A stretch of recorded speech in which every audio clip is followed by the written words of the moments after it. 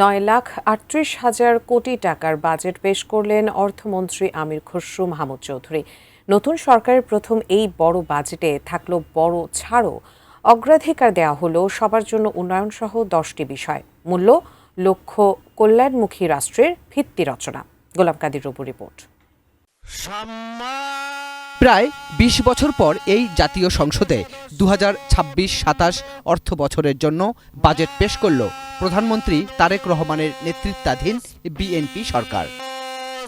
অর্থ ও পরিকল্পনা মন্ত্রী আমির খসরু মাহমুদ চৌধুরী যখন তার জীবনের প্রথম বাজেট পেশ করেন তখন বাস্তবতা খুবই ভিন্ন। উচ্চ মূল্যস্ফীতি, বিনিয়োগে স্থবিরতা, কর্মসংস্থানের চ্যালেঞ্জ আর রাজস্ব আহরণের চাপ, এসব নানা সংকটের মধ্যেও তিনি সাহস দেখালেন 9,38,000 কোটি টাকার বাজেট দেয়ার। ঘাটতি থাকছে 2,43,000 কোটি টাকা। জিডিপি প্রবৃদ্ধির লক্ষ্যমাত্রা 6.5%।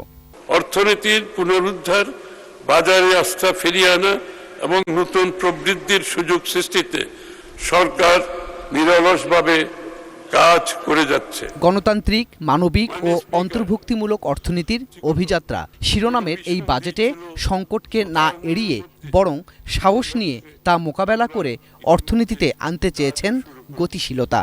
তিনি ঠিকই মনে রেখেছেন মার্কিন অর্থনীতিবিদ মিল্টন ফ্রিডম্যানের কথা, সংকটই কাঠামোগত সংস্কারের সুযোগ করে দেয়। আর সরকার 3 ধাপে সেই গতিশীলতা আনতে চায় বলেও জানান অর্থমন্ত্রী। যাকে আমরা 3R recovery, restoration and reconstruction for acceleration strategy. অর্থনীতিতে গতিশীলতা আনার পাশাপাশি মানুষকে স্বস্তি দিতে চেয়েছেন অর্থমন্ত্রী। জীবনযাত্রায় স্বাচ্ছন্দ্য আনতে বাজেট প্রস্তাবে বিবেচনায় নিয়েছেন সবার জন্য উন্নয়ন, মানসম্পন্ন স্বাস্থ্যসেবা, শিক্ষা, সামাজিক সুরক্ষা, বিনিয়োগ, কর্মসংস্থান সহ 10টি প্রধান অগ্রাধিকার। Optical brighter, photo catalyst, active granule সমৃদ্ধ বসুন্ধরা পাওয়ার ওয়াশ, ঝলমলে কাপড়ে ফুরফুরে মন। উন্নয়নের সুফল সমাজের সকল স্তরের মানুষের কাছে পৌঁছে যাবে। মূল্যস্ফীতির চাপ থেকে সুরক্ষা দিতে নিত্যপণ্যে কমানো হয়েছে উচ্চকর, করমুক্ত আয়সীমা বাড়ানো হয়েছে, বিভিন্ন খাতে থাকছে ভর্তুকিও। মূল্যস্ফীতি ধরে রাখার লক্ষ্য 7.5%। বাস্তবমুখী পরিকল্পনার মাধ্যমে এই পরিস্থিতি থেকে উত্তরণ সম্ভব। কম আয়ের মানুষকে সুরক্ষা দিতে ফ্যামিলি কার্ড, কৃষক কার্ড, হেলথ কার্ড, প্রবাসী কার্ড সহ সামাজিক নিরাপত্তায় আনা হয়েছে নতুনত্বও। সরকারি চাকরিজীবীদের জন্য থাকছে পে স্কেলের ঘোষণাও।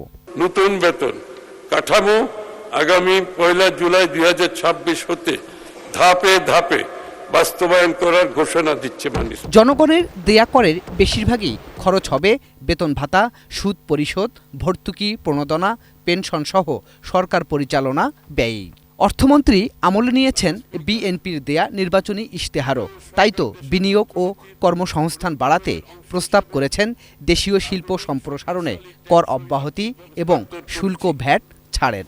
আমাদের লক্ষ্য বর্তমান ঋণ ভিত্তিক অর্থনীতি থেকে দূরে সরে এসে বিনিয়োগ ভিত্তিক অর্থনীতি গড়ে তোলা। এই যে সরকার এত ব্যয় করছে, কিন্তু সেই টাকা আসবে কোথা থেকে? সেক্ষেত্রে আবারও মিল্টন ফ্রিডম্যানের কথাই বলতে হবে। তিনি বলেছিলেন, সরকার কত ব্যয় করছে সেদিকে নজর রাখুন, কারণ সেটি প্রকৃত করের বোঝা নির্ধারণ করে।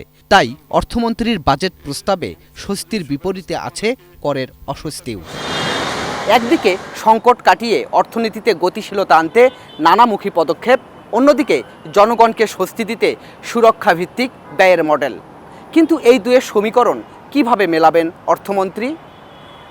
গোলাম কাদির রবু, এটিএন নিউজ, ঢাকা।